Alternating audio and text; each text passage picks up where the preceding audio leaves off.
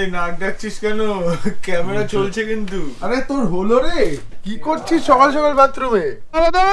দাঁড়া এন্টার কোথায়, বাকি বাচ্চাগুলো কোথায়? আর বনি কিন্তু আজ প্রথম থেকে রাইডারের পেছনেই বসে আছে, কারণ আমাদের মধ্যে একটু টুকটাক হয়েছে আর কি ঝগড়া।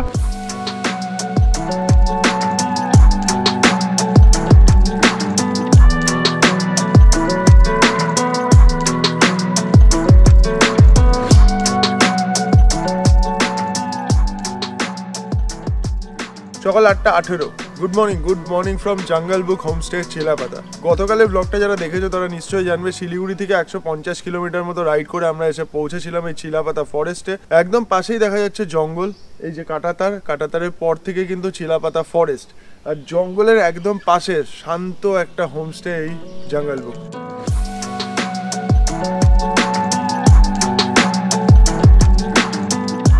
এখানে দুটো কটেজ দেখা যাচ্ছে, দুটো কটেজের মধ্যে এই কটেজের উপরে দুটো রুম হচ্ছে আমাদের। অসাধারণ সুন্দর একটা স্টে, আমরা তো বেশ এনজয় করেছি। কালকে বিকালটা আর আজকে সকালে উঠে অনেকক্ষণ আমি জাস্ট বসেছিলাম, এখানকার সাউন্ড শুনছিলাম, জঙ্গলের সাউন্ড শুনছিলাম, বেশ ভালো লাগছিল। মানে ডুয়ার্সে যদি তোমরা আসো তো আমি সাজেস্ট করবো এখানে একদিন স্টে করে দেখতে পারো, একদিন না অন্তত 2-3 দিন থাকার জায়গা, এখানে স্টে করে দেখতে পারো, সত্যিই খুব ভালো লাগবে। খাবার দাবারও বেশ ভালো ছিল, আর তার সাথে থাকাটাও খুবই সুন্দর, সব রকম ফেসিলিটিসই রয়েছে এখানে। হ্যাঁ, তবে নেটওয়ার্কের একটু ইস্যু হতে পারে। আমি স্টোরি আপলোড করতে পারছি, ফটো আপলোড করতে পারছি ইনস্টাগ্রামে, কিন্তু আরও বড় কাজ করতে মানে ভিডিও আপলোড করতে অসুবিধা হচ্ছে আর কি। তো আমাদের বাকি টিম মেম্বারসরা এখনো শুয়ে আছে, ঘুমাচ্ছে, তো ওদের গিয়ে ডাকি এবার। এই নাক ডাকছিস কেন? ক্যামেরা চলছে কিন্তু। নাক ডাকার আওয়াজ পেয়ে গেছি। ওঠ 9টা বাজে, ওঠ। আরে তোর হলো রে, কি করছিস সকাল সকাল বাথরুমে? তোর নাকি ব্রেকআপ হয়েছে? ও আবার প্যাচাবত হয়ে গেছে। চল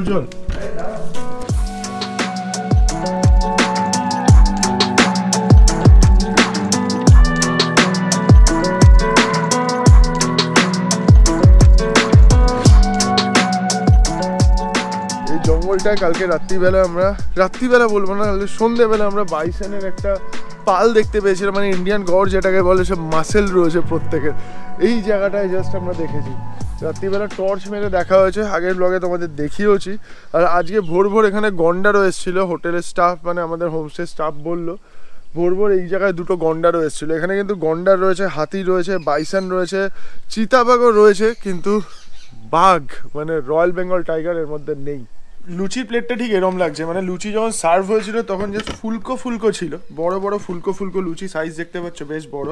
আর যখন আমরা খেতে বসেছি তখন চুপসে গেছে, তার কারণ 2 ঘন্টা প্রায় 1.5 ঘন্টা আগে ব্রেকফাস্ট সার্ভ করে দিয়েছিল আমাদের খেতে, যদিও হটপটের মধ্যে রাখা ছিল, আমাদের খেতে 1.5 ঘন্টা লেগে গেল। তার কারণ আমাদের প্রচুর কাজ থাকে, কি কাজ আমরা নিজেরাই জানি না। এমনি বললো, হ্যাঁ অনেক কিছু আপলোডিং এর ব্যাপার থেকে, মানে কাজ থাকে, কিন্তু প্রত্যেকদিন এই বাহানা দিতে ভালোও লাগে না। ফার্স্টে শুট, তারপর কপি করা, তারপর এডিট করা, তারপর আপলোড করা। আর এখানে ইন্টারনেটের অবস্থা খুবই খারাপ, এটা হওয়া উচিত। ওখানে দাঁড়িয়ে মানে সত্যি জঙ্গলের মধ্যে ইন্টারনেটের অবস্থা খারাপ হওয়াই উচিত। আমরা কোনো এক্সপেকটেশন নেই, আমাদের কোনো এক্সপেকটেশনই নেই যে আমাদের ইন্টারনেট দরকার, বাট জাস্ট বললাম এটা যে তোমরা যদি এখানে আসো, এখানে ইন্টারনেট কিন্তু দুর্বল হচ্ছে। তবে জিওটা রয়েছে, জিওর এখানে ইন্টারনেট রয়েছে, বাকি ভোডাফোন আমার একদম চলছে না। এয়ারটেল আমার অল্প চলছে, নেটওয়ার্ক রয়েছে, অসুবিধা নেই। কিন্তু আমাদের তো আপলোডিং এর ব্যাপার থাকে, এক একটা ধরে নাও 1 GB, 1.5 GB, 2 GB, 3 GB, 10-12 জিবির ভিডিও থাকে, তো সেগুলো আপলোড হওয়া মুশকিল আছে। বেরিয়ে গেলাম আমাদের জঙ্গল বুক চিলাপাতা থেকে, জঙ্গল বুক হোমস্টে চিলাপাতা। খুব সুন্দর একটা স্টে ছিল জঙ্গলের মধ্যে, একদম জঙ্গল বুক চিলাপাতা। এই যে সামনে দেখতে পাচ্ছি একটা জিপসি দাঁড়িয়ে আছে, এই জিপসিতেই কিন্তু এখানে জঙ্গল সাফারি হয়। আমরা জঙ্গল সাফারি করিনি, কারণ আগে থেকে আমরা বুক করে আসিনি। ওই টোটাল মানে এক একজনের 200 টাকা করে টিকিট, আর তারপরে গাড়ির ভাড়া হচ্ছে 1,500 টাকা করে। সব কিছু মিলিয়ে যা দেখলাম আমাদের 4 জনের জঙ্গল সাফারি করতে 3,300 টাকা মতো খরচা হতো। 1.5 ঘন্টার সাফারি। হরিণ দেখা যেতে পারে এখানে, সাম্বার ডিয়ার রয়েছে, বার্কিং ডিয়ার রয়েছে, তার সাথে এলিফ্যান্ট রয়েছে, রাইনো রয়েছে, আর বাইসন তো রয়েছে।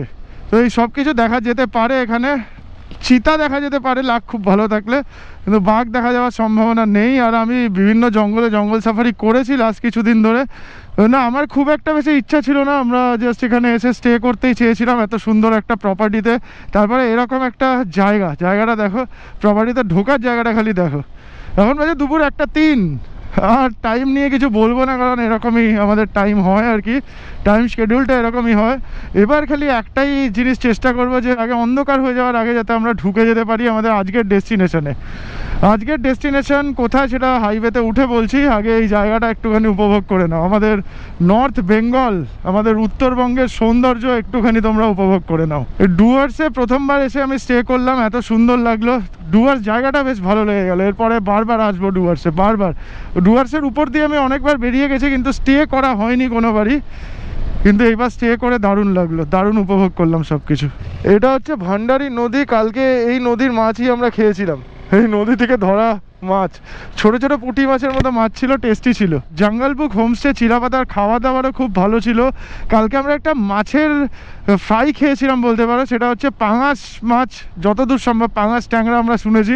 তো এত সুন্দর করেছিল না, তোমরা যদি আসো এখানে তাহলে ওই আইটেমটা একবার ট্রাই করো। যাদের মাছের শখ রয়েছে, মাছ খাওয়ার ইচ্ছা রয়েছে, তারা একবার ট্রাই করো আইটেমটা, পাঙাশ মাছের ফিশ ফিঙ্গার, এটা বললেই হবে। আর কালকের ব্লগে কিন্তু আমি মোটামুটি ডিটেলসে বলেই দিয়েছি, আমি না সুমিতদা বলে দিয়েছে যে এখানে আসলে পার ডে পার হেড কীরকম খরচা হতে পারে।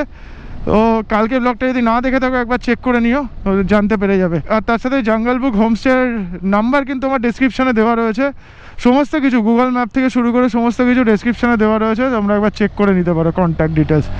তো ফাইনালি আমরা NH31-এ উঠে গেছি, NH31, NH27 যা খুশি বলতে পারো। এই রাস্তায় কিন্তু পেছন দিকে গুয়াহাটি যাচ্ছে, আর আমরা এখন সামনে যাব হাসিমারা হয়ে আমরা তেলিপাড়া যাব। কালকে যে রাস্তা দিয়ে এসেছি ওই রাস্তা দিয়ে বেশ খানিকটা আমাদের যেতে হবে এখন। হাসিমারা থেকে তেলিপাড়া থেকে আমরা যাব চালসা মানে আমাদের আবার Chapramari wild life sanctuary cross করতে হবে।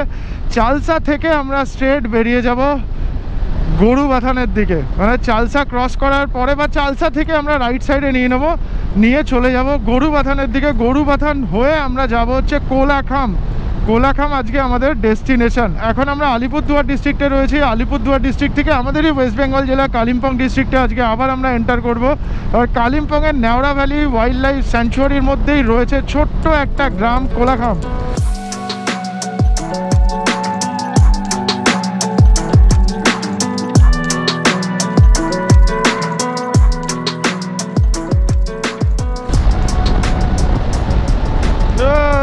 বাবা রে, বক উড়ে একদম মাথার উপর চলে এসেছিল, আরেকটা হলে আমার হেলমেটের সাথে বাড়ি লেগে যেত বকের। হাসিমারা এয়ারফোর্স স্টেশন রয়েছে ডান দিকে, আর এটাই হচ্ছে গুরুদুয়ারা মোড়। আমরা গুরুদুয়ারা মোড় ধরে গুয়াহাটির দিকে চলে গেছিলাম আমাদের ক্যাম্পের দিকে। ধূপগুড়ি 49, শিলিগুড়ি 133, আর জলপাইগুড়ি কত ছিল সেটা দেখতে পেলাম না।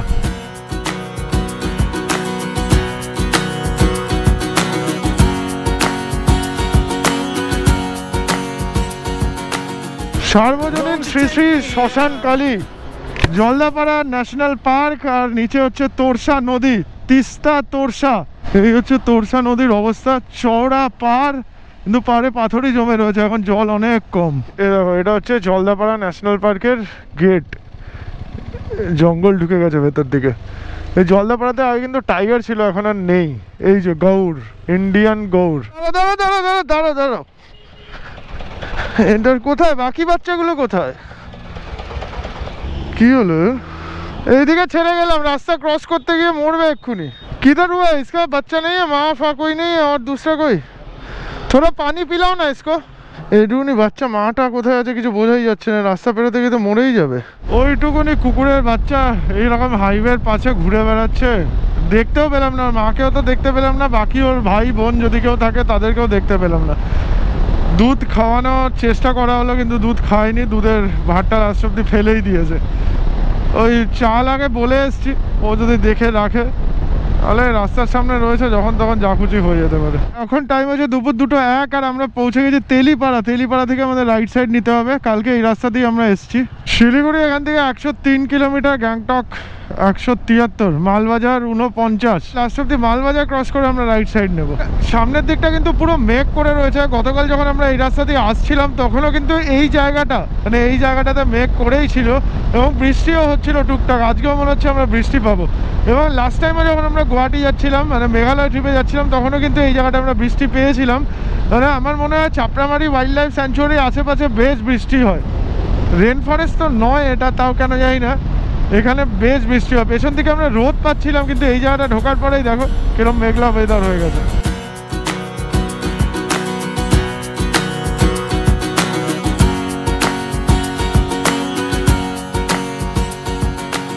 ওফ ওয়েদার।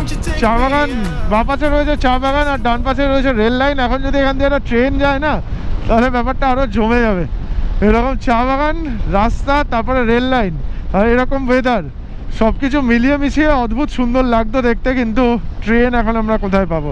বাবা, চিতাবাঘ, হাতি সব কিছু সাইনই দেখাচ্ছে। যা তোমরা জাস্ট একটুখানি এনজয় করে নাও গরুমারার জঙ্গলের ভেতর দিয়ে আমাদের রাইড, ফিল করে নাও একটুখানি রাইডটা।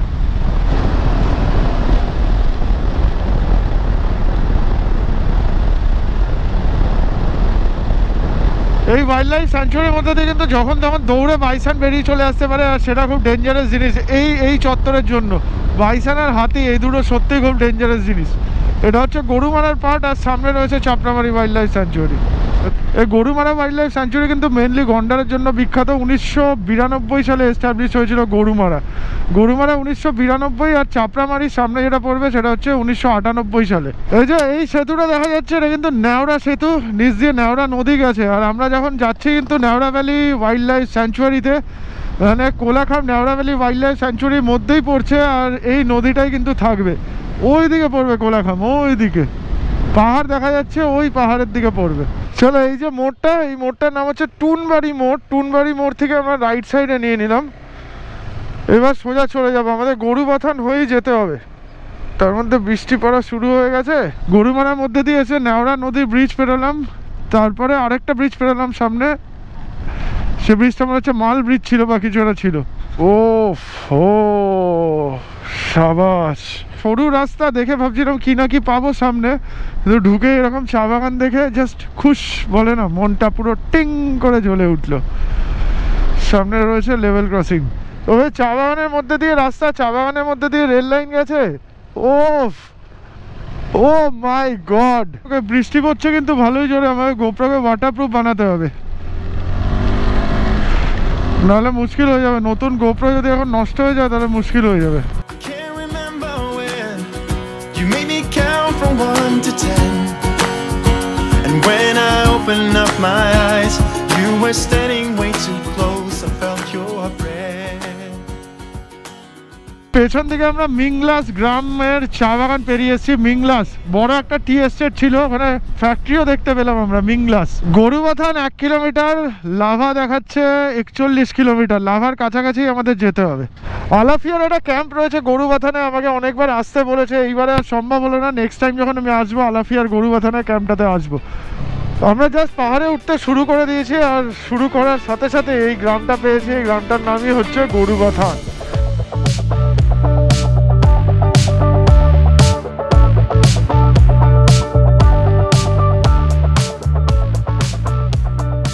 এই গরুবাথান ক্রস করে আমরা 1.5 কিলোমিটার মতো চলে এসেছি, আর এখানে একটা শিব মন্দির দেখতে পেয়েছি। আর শিব মন্দিরের নিচেই একটা নদী রয়েছে। কি নদী এটা? নেওড়া নদী তো হবে না মনে হচ্ছে, কারণ নেওড়া নদী তো পেছন দিকে আমরা ছেড়ে এসেছি। নেওড়া নদীটা ডান দিক দিয়ে গেছে, এটা অন্য কোনো একটা নদী হবে। আজকে ওয়েদারটা জাস্ট কথা বলছে ওয়েদার।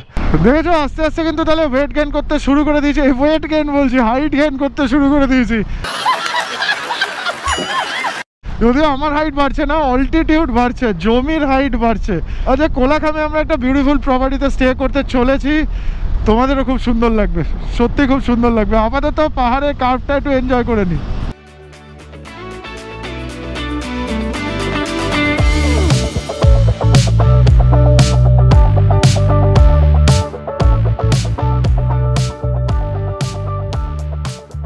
I love Ambiok. জায়গার নাম হচ্ছে অ্যাম্বিওক। কোলাখাম থেকে আমরা মোটামুটি 35 কিলোমিটার মতো পেছনে রয়েছে। হঠাৎ দেখলাম বৃষ্টি পড়া শুরু হয়ে গেছে, ওই জন্য গোপ্রোকে ওয়াটারপ্রুফ বানাচ্ছি রাস্তায় বসে বসে। আর একটা চায়ের দোকানও পেয়ে গেছি, চাও খাওয়া হয়ে যাবে।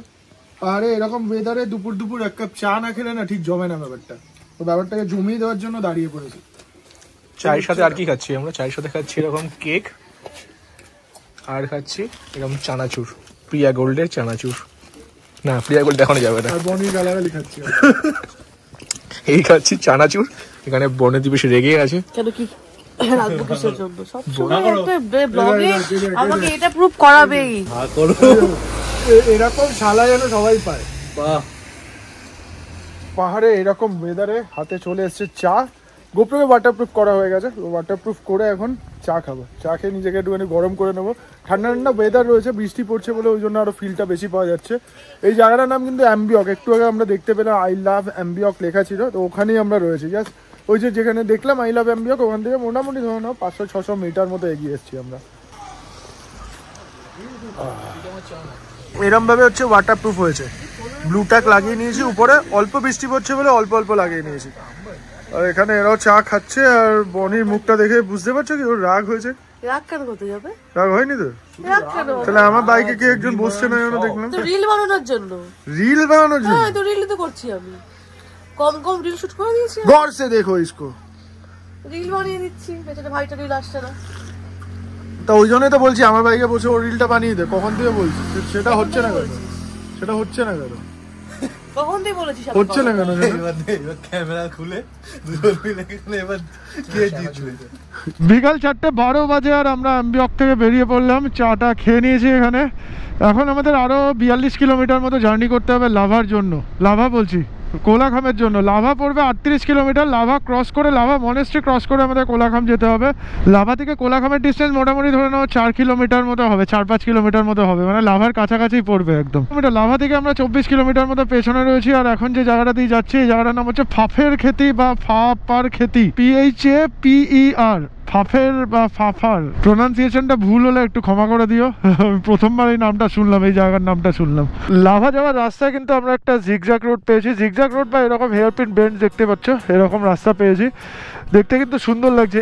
এই যে জিগজ্যাগ রোড বা এরকম হেয়ারপিন বেন্ডসগুলোকে উপর থেকে দেখতে কিন্তু আলাদাই লাগে। সেটা রাঁচির কি জানো, পাতরাতু ভ্যালি না মানে, সেটা রাঁচির পাতরাতু ভ্যালি বলো, সিকিমের জিগজ্যাগ রোড বলো, মানে সিল্ক রুটের জিগজ্যাগ রোড বলো, বা এখানকার এই রাস্তাটা বলো, পর পর স্টেপ বাই স্টেপ নামছে। এখানে একটা গাড়ি যাচ্ছে, ওখানে একটা গাড়ি যাচ্ছে, ওই নিচে একটা গাড়ি যাচ্ছে, সব কিছু মিলিয়ে মিশিয়ে ব্যাপারটাই আলাদা হয়ে আছে। Can't remember when you made me count from 1 to 10. And when I opened up my eyes, you were standing way too close. I felt your breath. সেই ক্রিসমাস ট্রি যেগুলোকে বলে পাহাড়ের ঝাউ গাছ, সেই ঝাউ গাছ কিন্তু এখানে দেখা যাচ্ছে। লাভা কিন্তু এই ঝাউ গাছের জন্য বিখ্যাত। যদিও লাভার কাছাকাছি আমি অনেকবার এসেছি, লাভাতে আসিনি, লাভার কাছ দিয়ে বেরিয়ে গেছি। এবার প্রথমবার মনে হচ্ছে আমি লাভা যাচ্ছি। লাভা, লোলেগাঁও, লাভা তো বহু পুরনো ট্যুরিস্ট স্পট। এখন কোলাখাম নতুন হয়েছে, একদম নতুন হয়েছে। এখন তো ট্যুরিস্টরা সব অফবিট জায়গা খুঁজছে, তো অফবিট জায়গা বলতে এই কোলাখাম। কোলাখাম থেকেও কিন্তু কাঞ্চনজঙ্ঘার ভিউ আছে, তবে এরকম ওয়েদার থাকলে এক ফোঁটা দেখা যাবে না। ঠান্ডা কিন্তু প্রচণ্ড লাগছে, আমার আঙুল আস্তে আস্তে শক্ত হয়ে যাচ্ছে। লাভা 8 কিলোমিটার, বিকাল 5:05 বাজে আর আমরা লাভা ঢুকছি। আর লাভার ওয়েদারটা ঠিক এখন এরকম হয়ে রয়েছে, পুরো সাদা, ধোঁয়াশায় ঢাকা, কুয়াশায় ঢাকা, পুরো ঝিরিঝিরি বৃষ্টি পড়ছে আর প্রচণ্ড ঠান্ডা রয়েছে। টেম্পারেচার যা দেখে মনে হচ্ছে, মানে যা ফিল করতে পারছি, ওই ধরে নাও 10-11 হবে, 10-11। আমরা এপাশ দিয়ে এসেছি। লাভা ঢোকার আগে এদিকে একটা রাস্তা রয়েছে, কোলাখাম এখান দিয়ে 8 কিলোমিটার দেখাচ্ছে। Welcome to Neora valley national park. সেখানে মনে হচ্ছে আমাদের চেকপোস্টে নাম লেখাতে হবে। হ্যাঁ, কোলাখাম 3। এ হচ্ছে নেওড়া ভ্যালি ন্যাশনাল পার্কের টিকিট, 200 টাকা করে পার বাইক। বাবা, ये राइनो है क्या अंदर? আচ্ছা আচ্ছা আচ্ছা, রাইনো আছে ভেতরে? নেই? আচ্ছা, তাহলে আমরা ঢুকে গেলাম নেওড়া ভ্যালি ন্যাশনাল পার্কে। নেওড়া ভ্যালি ন্যাশনাল পার্কের ভেতর দিয়ে কোলাখামের দিকে জার্নি। নেওড়া ভ্যালি ন্যাশনাল পার্কে রাইনো আছে নাকি জিজ্ঞেস করলাম, ছবি তো দেওয়া রয়েছে, জিজ্ঞেস করলাম, বললো যে এখানে কোথায় পাবে। নেওড়া ভ্যালি ন্যাশনাল পার্কের রাস্তা কিন্তু এরকম একটু অফ রোড রয়েছে। বনির শরীরটা যেহেতু খারাপ, ওর একটু প্রবলেম হচ্ছে। ঠিক আছে, আমরা 10 থেকে 15 মিনিটের মধ্যে পৌঁছে যাবে মনে হচ্ছে। পুরো রাস্তাটাই কিন্তু অফ রোড, পুরো রাস্তা। প্রথমে 1/2 কিলোমিটার মতো আমরা ভালো রাস্তা পেয়েছি, ভালো মানে কি একটু ভাঙাচোরা ছিল টারব্যাক, তারপর থেকে কিন্তু পুরোটাই অফ রোড। মনে হচ্ছে 6-7 কিলোমিটার অফ রোডই পাবো আমরা।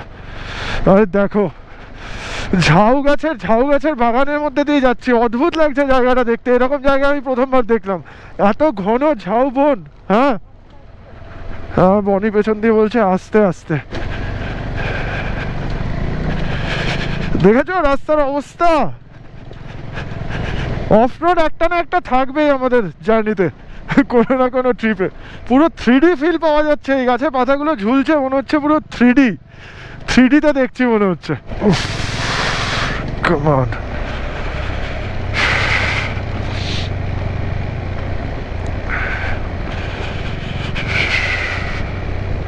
100 মিটার পেছনে দেখাচ্ছিল কোলাখাম 1 কিলোমিটার, আর আমরা ভাঙাচোরা আবার টারম্যাক পেয়েছি একটু।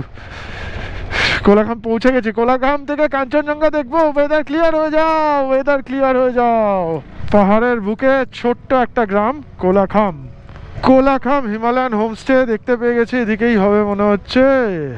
আর এই হচ্ছে হিমালয়ান হোমস্টে কোলাখামে। আজকে এখানে আমাদের স্টে রয়েছে। ওয়াও, সুন্দর।